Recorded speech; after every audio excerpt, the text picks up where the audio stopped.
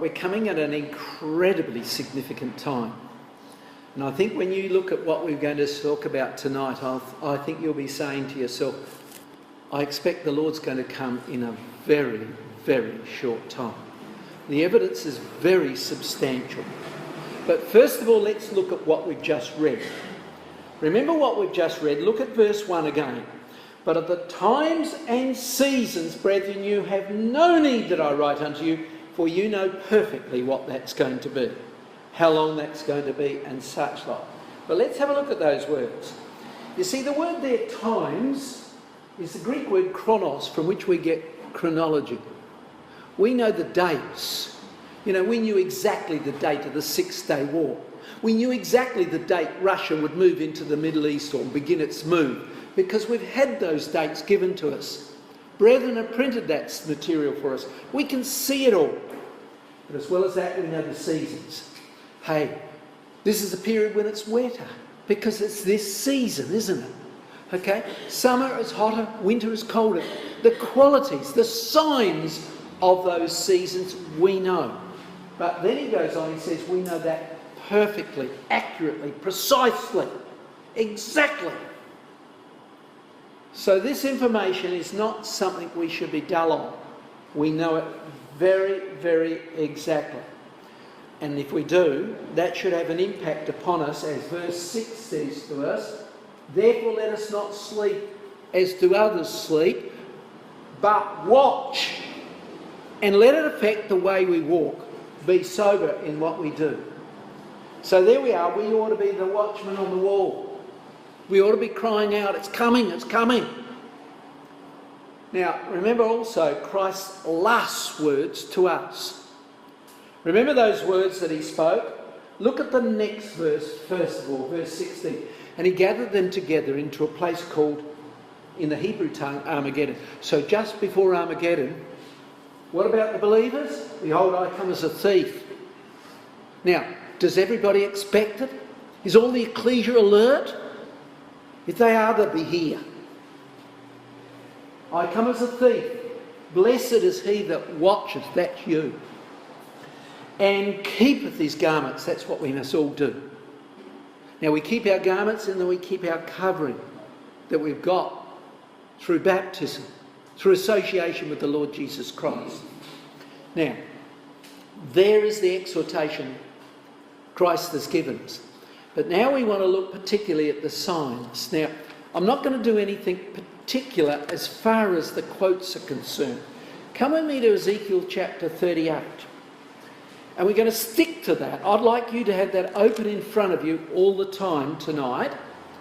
I'm not going to read it through. You can, whenever you need it. But what we're going to see is that Ezekiel 38 tells us this. It describes a Russian European invasion of Israel opposed by Britain. Now we all know that. We've read it so many times. But let's just confirm that. Just take me a moment or two, maybe for somebody younger who may be here. Ezekiel 38 verse 15, have a look at it. It says to us, and thou shalt come from thy place, this is the invading army, Rosh, Meshach and Tubal, that will out of thy place, out of the north part. RSV says from the uttermost parts of the north, the extreme north. Now, if we do the sums or the compass, here's Jerusalem. Go north from there, and I usually ask the young ones, but I won't embarrass you, how far north can you go? Well, you can't go any further north than the North Pole, correct? Okay, just south of the North Pole, there it is, Russia. No doubt about it, that's what he's talking about. So Russia is that power. Now, here's what we're going to consider tonight. We're going to look at that. That's Ezekiel 38. I put a few extra quotes in sometimes, but just stick to Ezekiel 38. The first thing we're going to look at is this. We're going to look how Russia must enter into the Middle East. Has it? Let's have a look. 2015, Brother Islet Collier said to us Russia would begin its grand move. He said that back in 1941, based on Daniel chapter 7. Well, in 2015, Here's from a British paper. The biggest Red Square military parade. Russia is actively preparing for war in Europe. They weren't quite right. They knew they were preparing for war. They could see it. They could see the arming going on. Since the Iron Curtain came down, most of the world thought we'd be in peace. But Russia has been arming frantically to get ready.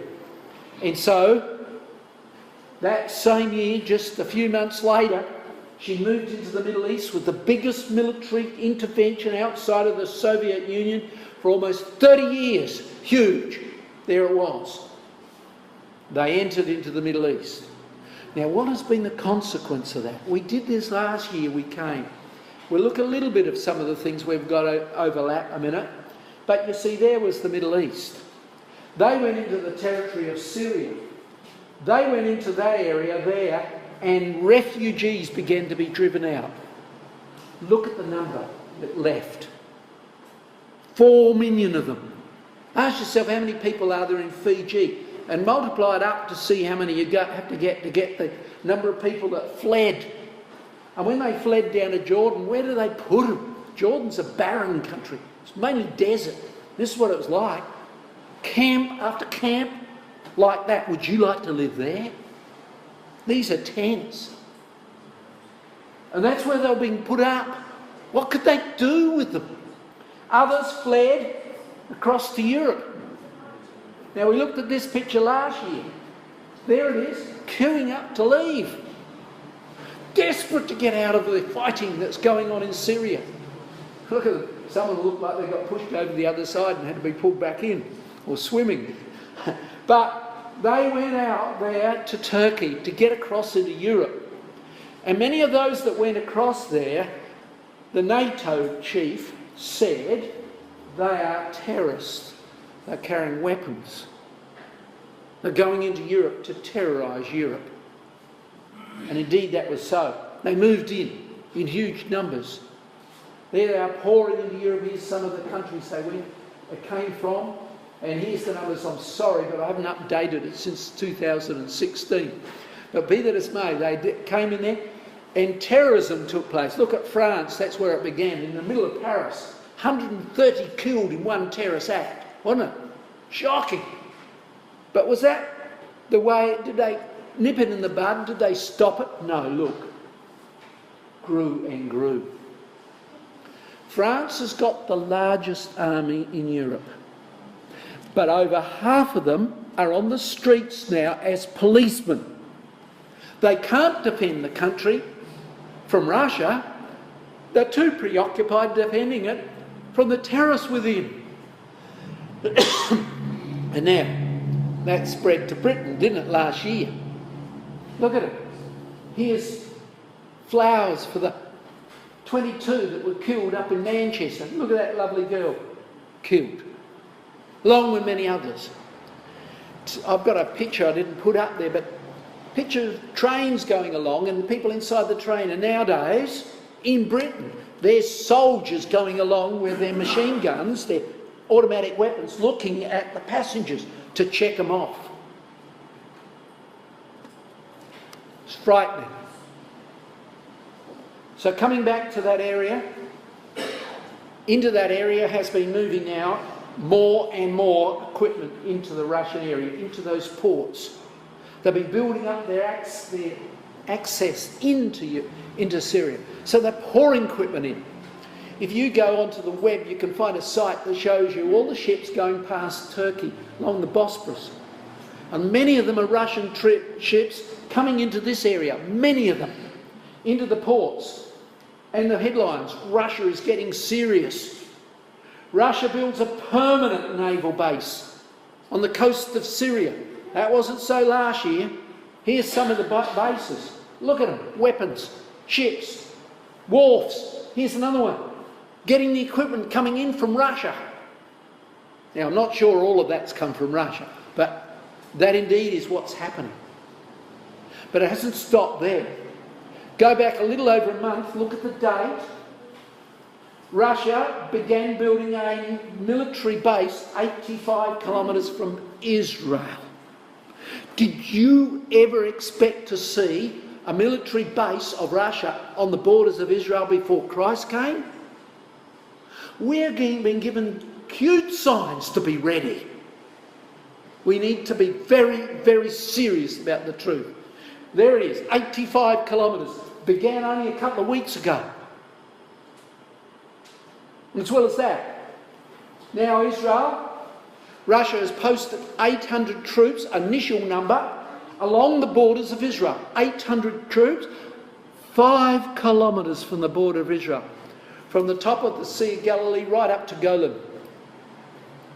And Israel is very concerned. She's alarmed. Wouldn't you be? It's building up all the time. 5 kilometres from Israel's border. But it hasn't stopped there. That was 2 weeks ago. Now, bang, in come another 2,000. Pouring into the area.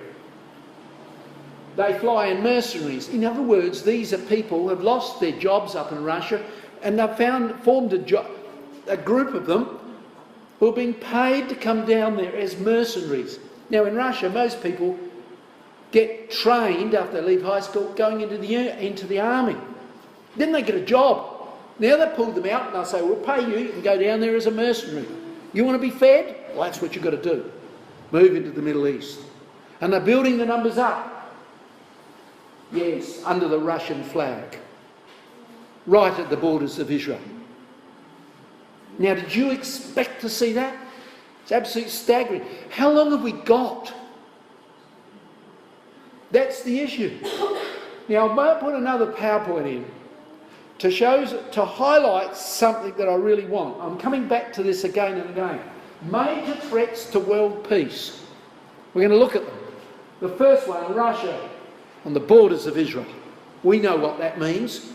Ezekiel 38 says soon, somewhere in the near future, Russia's going to cross over and go into Israel. But she's not stopped there. Libya is in civil war. About 2 or 3 months ago, Russia went into Libya via Egypt. There's a military base there. They took it over. It had been vacant. They took it over and then sent their troops into Libya to support this man, one side of the civil war, and pushed the other one out. They've taken control of Libya. Is that a surprise to us? Go and ask Mr. Banarama if he knew that. We knew that. Ezekiel 38 said that. And what are they there for? Oh, Putin to turn on the refugee tap. Well, hasn't he done so? Several million going away into Europe, but these are not African refugees he's stimulating. They are not Arab refugees, they're black African refugees. And they're pouring in at this time into Italy. Already Italy's having troubles accommodating them. They've got hotels full of people who don't pay for anything that come from black Africa. Creating instability in Europe. Breaking Europe up. He knows what he's doing. He doesn't have to fight. He just causes chaos. So come back to what we're looking at in Ezekiel 38. Has Russia moved into the Middle East? Hey? Sure has. Sure has. In a big fashion. Now we're going to look at, will ally itself and take control of Europe. Let's have a look what goes. Now we know that from the Bible. There's your Ezekiel 38, which you've got open in front if you want to check it up. Magog, Central Europe. Goma, France, allying itself with Russia. So there's the names in Ezekiel 38, right across Europe. And what do we expect? So almost all of Europe will be allied with Russia in the end. It's as clear as day. We've known that for 140 years since Elpis Israel was written. All right? Now, has that happened? Well, about 2 or 3 years ago, Russia moved in against Ukraine. Turkey down here, okay? And here are Romania and such like moved in against Ukraine. Then, late last year, they bumped up the number of troops on the borders of Ukraine by another mere 55,000. 55,000 extra troops preparing for war. Here they're pouring them into the area. Massive flow. Now they want to terrorise Europe. They're causing chaos through the Arab immigrants and now the black African immigrants. Now they want to terrorise them. Since the Iron Curtain came down, they've been developing weapons. Have a look at this one. It's got the name Satan II. It's a missile weighing 100 tonnes. Right? So it's no baby.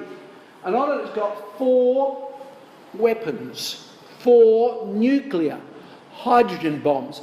These bombs are 1,000-odd times bigger than an atom bomb dropped on Hiroshima. And there's 12 of them. One of those missiles can be directed at, say, Texas or France, and it'll wipe out the whole of France, the whole of Texas, one only. Wouldn't you be frightened? Wouldn't you try and be friendly with Mr. Putin rather than let him try out his Guy Fawkes on you? Stagger me. Hasn't stopped there. They've just, this year, launched a new satellite, a new missile. It does a mere 7,400 kph. And Britain is saying, we build aircraft carriers and they're useless. They'll be destroyed in a moment. We can't defend against it. And so, in the same time as that's going on, Mr. Trump's come to power, and he can see that Europe is not spending enough on weaponry, and they want him to come over and defend against it, and he can see the problems. He says, if you want us to come and defend us, you've got to start paying some money. You've got to send some money over here. You spend less than 2%, we spend 7% on weaponry and army. And you're expecting us to defend you. You've got to start developing weaponry and such like to save yourself. And here's Mrs. Merkel. She can see darn well that they just haven't got the time. So what is she saying? German leader says Europe can no longer rely on Donald Trump. We can't rely on him. So we've got to do something fast. And they know darn well they haven't got the time. The times in which we can fully count on others somewhere is over. World War I, World War II. Other countries came in to help. America was one of them, wasn't it? Europe can no longer rely on them. And that's indeed very true. And I'll show you another reason why in a minute. But now let's focus our attention for a minute on Eastern Europe. Now, this has got lots of detail. I hope you cope fine. But we're going into Eastern Europe. Remember, one leg of Daniel's image, the Eastern leg. Here's Mr. Putin. It's a cartoon. At the door of Mrs. Greece's home. There's Mr. Putin saying, "Oh dear, I'd love you if you'd like to come over my side." And there is the Prime Minister of Greece with somebody we all know, Mr. Putin. So they did a poll over there, and the results was most in Greece would choose to join up with Russia. Why? Because they're afraid. Russia's virtually on their border, and they're not alone. Look at this. Bulgaria and Moldavia have got pro-Russian leaders too. Here they are. Here's Ukraine, and Russia's just over here. Here's Greece down here. All of these are fearful of what's going on. And so they've voted in 2 pro-Russian presidents. Not the only countries. Serbia and Montenegro. What are they doing? They're getting their weapons from Russia. That shows the way they're leaning. You know, if something breaks down, you can't go over to USA to fix up your aircraft. You have to go to Russia to get it fixed up. And again, further to that, here's the leader of Hungary saying, "Oh, the Russians are nice guys. They're not really a threat to us." So country by country, it's just capitulating. They can see the writing on the wall. Now I want to go from here, right up here, to a country little area called Kaliningrad. Here we are. There it is. When the Iron Curtain came down, there was one territory alone that did not become independent. It was the territory of Kaliningrad, just below these countries here, north of Poland. Tiny little place, all right? But Russia has controlled that ever since. And they have been pouring weapons into it. Nuclear missiles, tanks, soldiers, and they're in the middle of Europe. Not quite, but almost. Huge numbers are there. But now, look at this. Look at the date, first of all. 5 days ago, one of the world's leading newspapers, The Economist, says this: Russia's biggest war game in Europe since the Cold War alarms NATO. Articles come out saying, will this trigger World War III? Some are saying, will this trigger Armageddon? Russia has practices on the borders of Europe every 4 years. The next one is about 3 weeks away. Last time they did so, they said they had only about 4,000 troops on the borders of Europe. It was 12,000, they told fibs. This time they said, oh, we're only going to have 100,000. They told fibs last time, what's it going to be this time?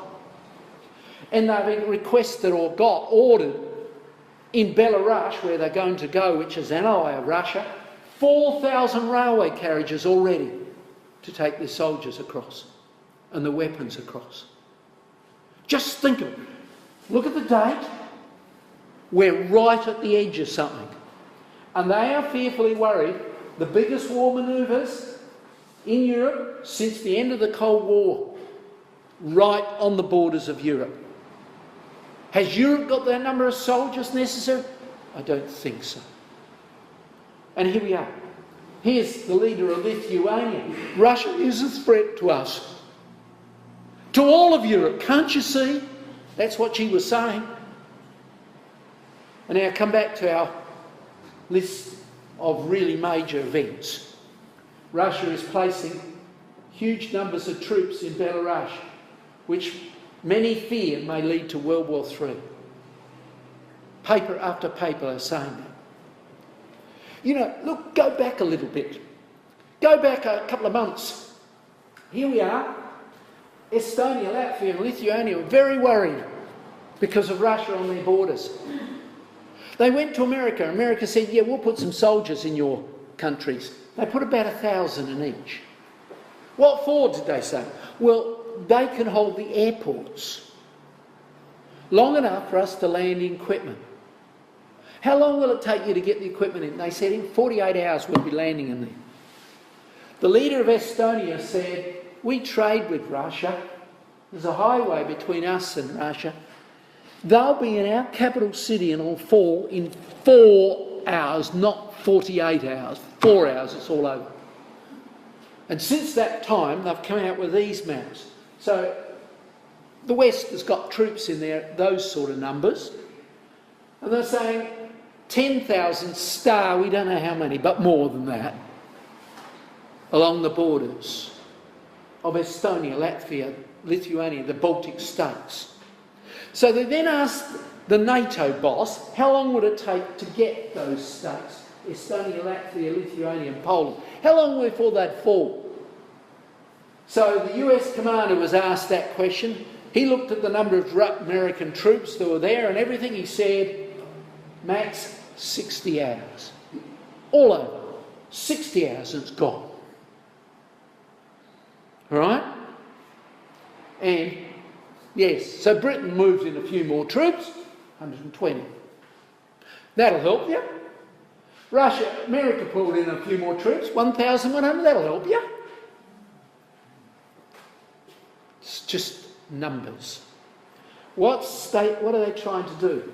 NATO is placing troops in Baltic states in the hope that it ward off the Russian invasion.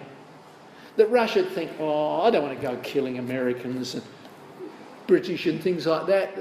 You know, I won't attack. So things are moving. Russia will invade or ally itself with Western Europe. So we looked at Eastern Europe, didn't we? Now we're going over the other side. Here, I've showed you this one before, but here, NATO is just like a piece of paper. Just a few numbers of soldiers hoping to frighten off the big bear, Russia. How many have they got? Well, NATO put together last year an army of 31,000 to stand on the borders of the whole of Europe. At that point, Russia had 70 times more. 70 times more. And now, Russia's economy is slowing down because people aren't buying their equipment. So the young fellas there, who haven't got jobs now, are being used as call-ups. And their army is growing in size. Growing in size. As I told you, some are being employed to go down into Syria. And so we can see the situation developing. So late last year, the ex-NATO boss came out with a new book. There's the front cover. That was his opinion. There he is. General Sheriff, ex-commander of NATO, said this year is likely. We cannot be dogmatic, of course, but he thought it would be. He was seeing a bit deeper than I know about what's going on. And when that book came out, oops, sorry, I've gone a little too fast. The computer has indigestion at times. I think, let's hope it's come right this time. No, it hasn't. Don't worry about it. But there were headlines in the newspapers in October. And that was only 1 week of headlines. Every one of them contained World War III in it somewhere. And these weren't from, weak papers. These were sometimes prominent papers like the International Business Times and such like. So there we are. World War III in the headlines, just in 1 week. I could have counted other weeks. Didn't have enough space to put the PowerPoint up. I just did 1 week. Europe is fearfully worried of what's going on. Now last year I probably showed you this, but one of the American papers, a very significant paper called Stratfor, very reliable reporter, said this, that Europe is likely to break up. They're afraid. They'll break up. Their economy is not in good shape. But I thought it was interesting, if you look at the map, there's where, way back in AD 400, remember Europe was invaded by the barbarians? The Huns, the Vandals, the Visigoths, the Burgundians, the barbarians, 10, and carved up into 10 tribes. The 10 toes, not tribes, 10 nations. Okay? It happened back there. We know it's going to happen again. Well, let's have a look at what that magazine said. And if we put that line on it where that red boundary is, there it is. Have a look at that area and count the nations in it. 10. So the situation is set up so that Daniel's image could stand up in a moment. It's amazing. But let's come back to this. Now, I hope I'm not going too far. If I am and somebody's losing the point, don't hesitate to ask a question. That's fine. I like that. But, so Russia will ally or take Europe? Looks like it. Looks like it. But further to that, it will ally itself with the Shiite Middle East nations. Now, what are they? Well, let's have a look at it. Here they are. Ezekiel 38 says Iraq, Iran, Afghanistan, which is Pakistan of old. Okay? So, let's have a look at it. There they are. There's the map. And let's put Persia of old on it. Yes, it's that territory. And is that allied to Russia? Yes, it is. All of it is allied to Russia. They are the Shiite, more fanatical Arab nations. All right? But let's look particularly at Iran. All right? In Iran, what's going on in Iran? Well, Iran is building nuclear reactors all over the place. What do you need nuclear reactors for? Well, you might like it to get energy, nuclear power stations. They don't need it. They've got plenty of oil, plenty of natural gas. They don't need it. What in the heck do they want all these reactors for? Well, they just want it to put something on the top of their missiles. They've been building missiles. Look, and they told Israel, when we're ready, we'll wipe you out in 9 minutes. 9 minutes and you'll be over. How can they do that? Atom bombs. And they're flat out trying to develop atom bombs with the help of North Korea. And also with the help of somebody else. This is not quite the particle I wanted to put up there, but Russia has offered to build another 10 nuclear reactors in Iran. Their ally. Well, that's what the Bible said. And now, America's upset over it. Mr. Trump is saying, we're going to boycott you because you're going too far. Look what yesterday's paper, or the day before's paper said. Iran is sending its warships to the Atlantic Ocean, that's off America, amid a massive new military build-up. Look at the date, 14th, today, 16th. Right? Iran is preparing to send a flotilla of warships to the Atlantic Ocean to be off USA because USA is trying to boycott her, to stop her developing weapons like North Korea. Incredible, isn't it? How can we say we've got any time left? The time is super short, it would seem. Oh yes, God in his mercy could back off for a little while and slow it all down to give us a bit of time. But remember, the Lord comes at a time you think not. And I think that many in the ecclesia might think that way. Too relaxed, laid back. When we're seeing all this going on. So, Russia did ally itself with the Shiite nations. But now, Israel must dwell confidently in the land. I'm going to show you a few things that you already know. But that word safely does mean in the margin, confidently. And if you go to the New York Times, one of the world's leading papers, they've got a list of some of the best weapons in the world. And a lot of them are built in Israel. Here's tanks. They're controlled by girls who, when they come out of high school, they go into the army.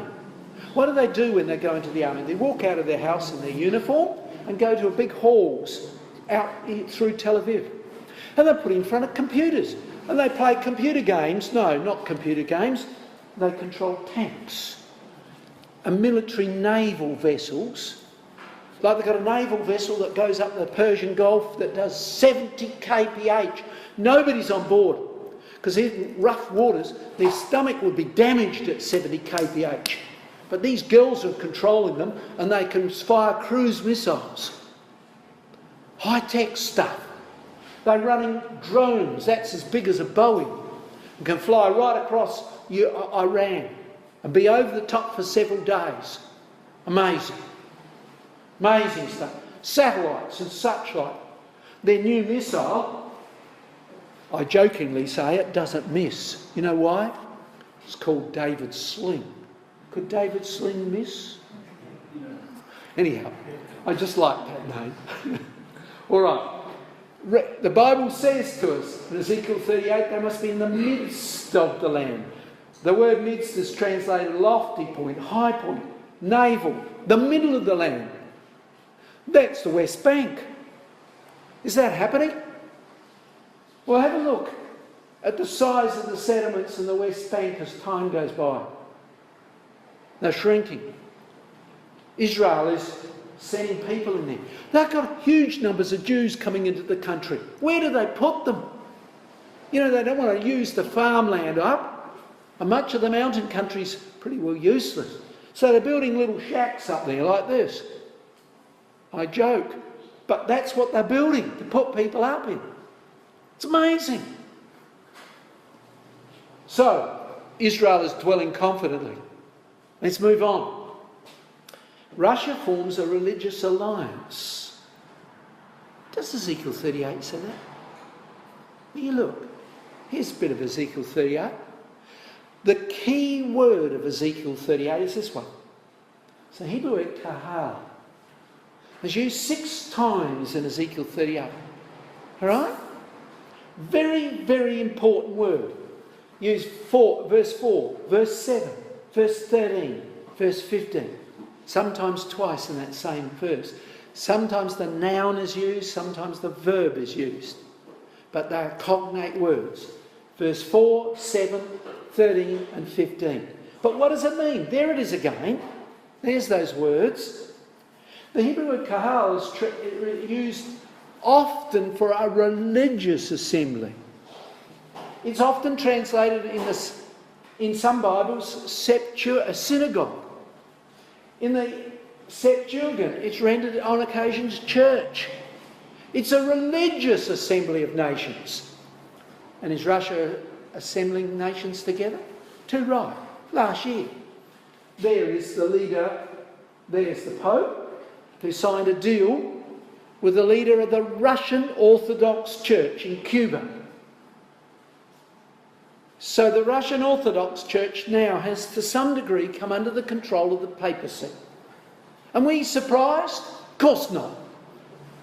Encyclopaedia Britannica spoke that in 726 that division took place between Europe, the east and western legs. And at that point it was a division on religion. Now you do the sums. Daniel chapter 12 said it'll last for 1,260 day years. Add it up. Sure enough, that's when they went over in Cuba. The deal was signed. A religious alliance is forming between Catholicism and the whole of Europe. I could give you more evidence of that, but we haven't time. So there it is. Amazing. So that image is coming together while we watch it, somewhat on religious grounds. And of course the Pope is not pro-Israel. He is a paper, an Israeli paper. The Vatican is always against Israel. That's what they say. The Vatican always sides with Israel's enemies. It's anti-Semitic. The Pope would like Jerusalem as his capital. Well, let's move on. Time's not with us. Now, the next thing is Britain and the Commonwealth and the Sunnis must form an alliance, which opposes Russia. That's what the Bible says, doesn't it? Sheba, Dedan, the Sunni Arab countries will ally themselves with Tarshish. Well, last year we did the fact that Britain would leave the EU and did leave the EU. There it is. It's a maritime power, island power, reached by Jonah. He was going to sail that way, wasn't he? Didn't get there, of course. It's an island nation. As well as that, it exports, well, I should ask the young fellas what this means. SN, PB, CU, AG. But they export metals, don't they? Tin, copper. They mined it. And it came into the Middle East in the Bronze Age. That's where they got it, from Britain, from Cornwall. Those dark green areas is where they mined it. So there we are. Tarshish is described also as a young lion. All right? There's the young lion. Stacking. And I came over here one other times and I put some names over the top of them, and one of them I had as Fiji. But unfortunately, I didn't keep it. I should have kept it up there for you tonight. But anyhow, there we go. All right, so the Commonwealth countries. Tarshish and Sheba and Dedan. There's Sheba. There's Dedan. Is that allied with the Western countries at the moment? Well, first of all, Britain left, as we know. There was the vote. And it came through. And here is the EU boat, as it symbolised. Here's Greece vomiting over the side. France is walking the gangplank. Mrs. Merkel's looking at economic failure looming. And meanwhile, here's Britain sailing off into the sunset. Okay, leaving it behind. And here we have now a very pro-Israeli Prime Minister. And even more so than when I last spoke to you about it. If you ask me why, I'll show you. So did it do so? Yes, it left the European alliance right on time. Isaiah 23 says 70 years. When she was weak at the close of World War II, she finally left, allied herself with Europe, and she finally left 70 years and a few months later in 2016. And it's beginning to prosper because of that, I believe. Now, what about America? Well, Mr. Trump has come to power. He says, make America British again. Can I join as an associate member of the Commonwealth? So he asked Theresa May. And somebody else came along and said, yeah, that's okay. That lady, do you know her? She said, too right. I'll have her back. So, the story is that is the prospect at the moment. And they began doing naval manoeuvres in the Persian Gulf together within a month. So, the British Commonwealth Sunni Alliance, there it is. We're going to look at that again from a slightly different point of view for a moment. I'm coming back to it for a second time. Here's what Brother Thomas said.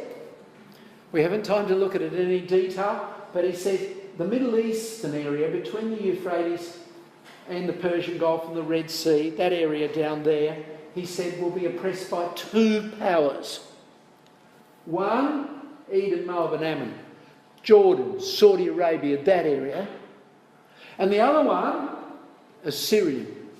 The Assyrian of the latter days is Russia, isn't it? So he said that area there will protect the Jews and it will be allied with Tarshish, Britain.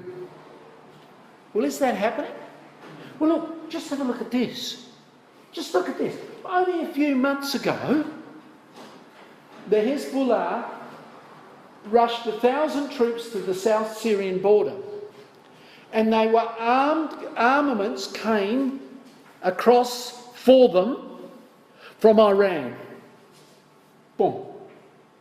It didn't get there.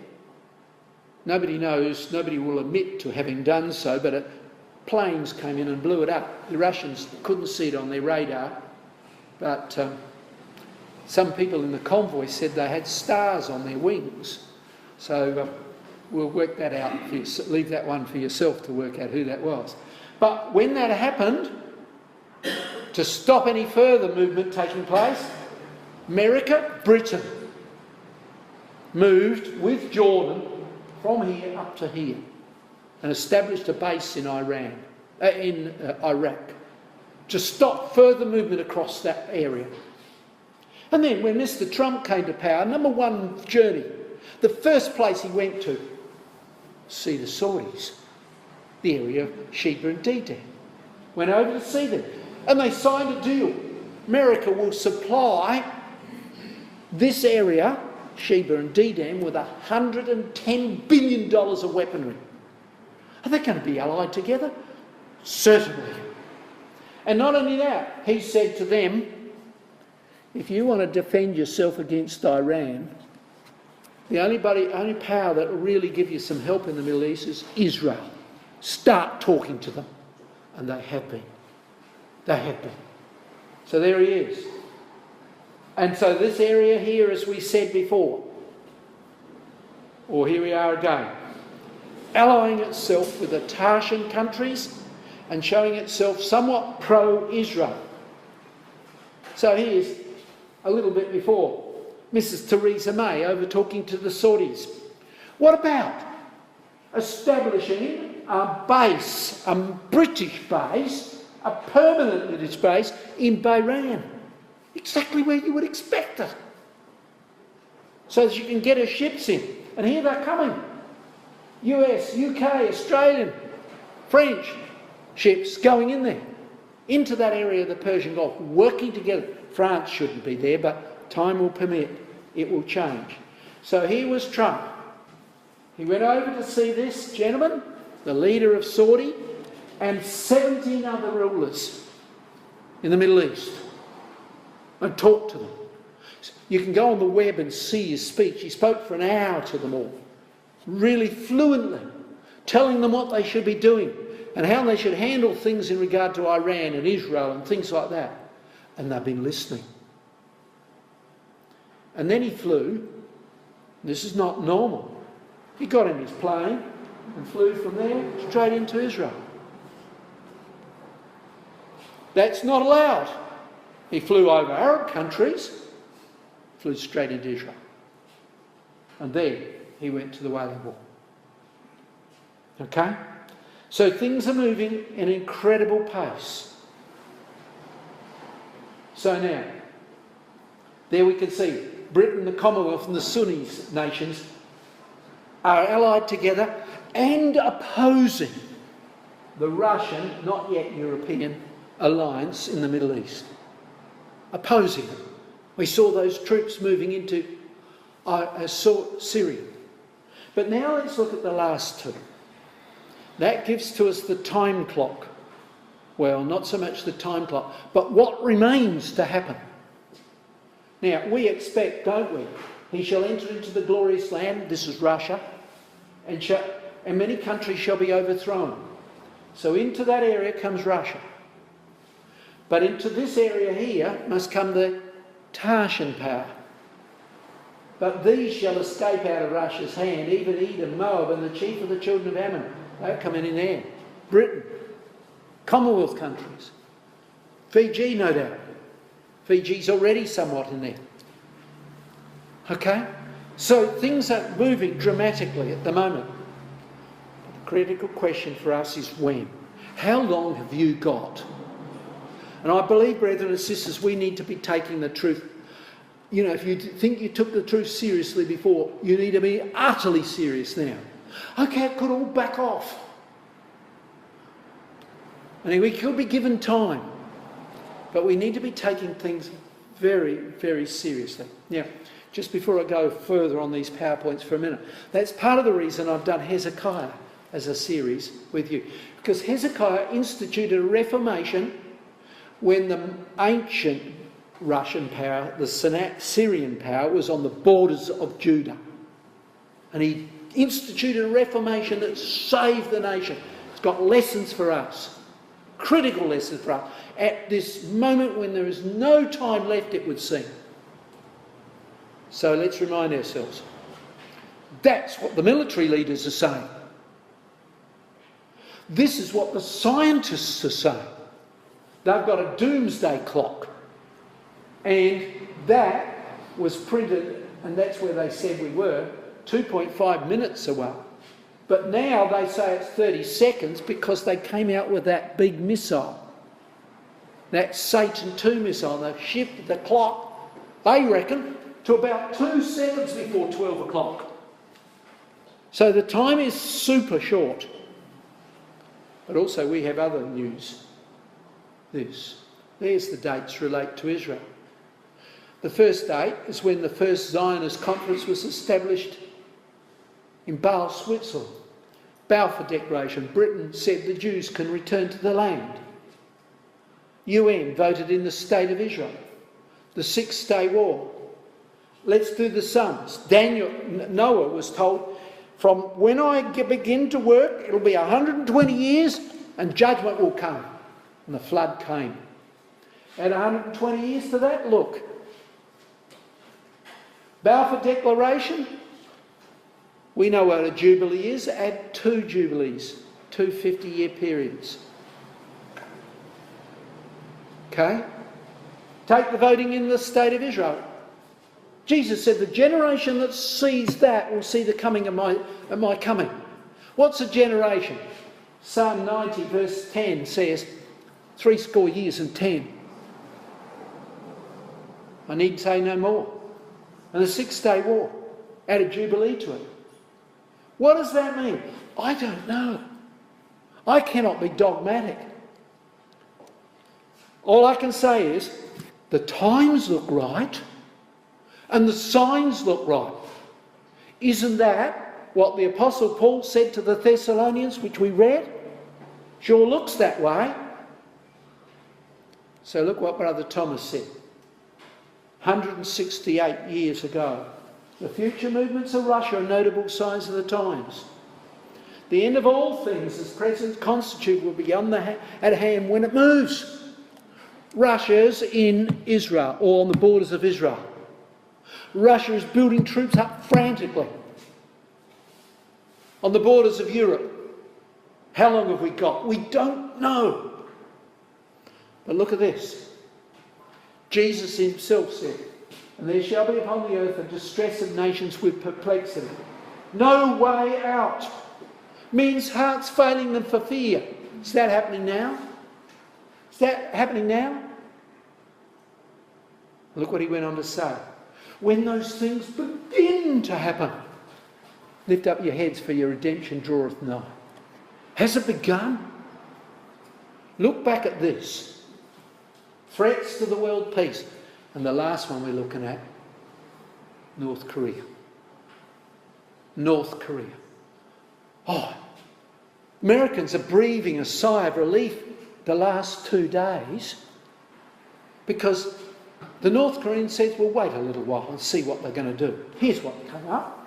Brink of war. North Korea situation more concerning than ever after a news tirade. But he said, I'll wait a couple of days. Just see how those idiotic Americans behave. Today, North Korea once again, look at the date, yesterday, vowed to attack the US territory of Guam. Kim said he would wait to see what the reckless Yanks would do next before launching 4 missiles. Stagger me. Is he real?